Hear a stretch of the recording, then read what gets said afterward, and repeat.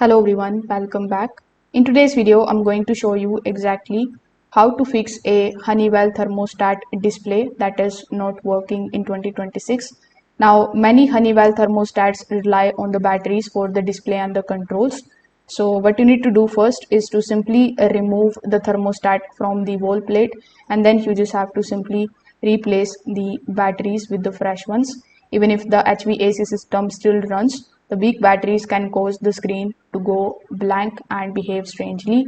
Now, if replacing batteries doesn't help you, you can also check the HVAC system itself has power.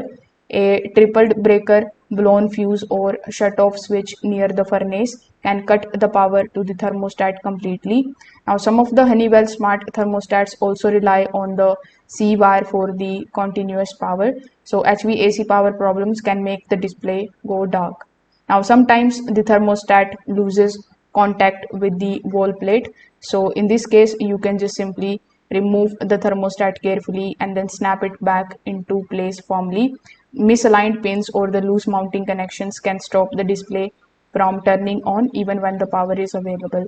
So, you can try these easy fixes and see if it is working properly. If this video helped you out, make sure that you like this video and subscribe to the channel. Thanks for watching.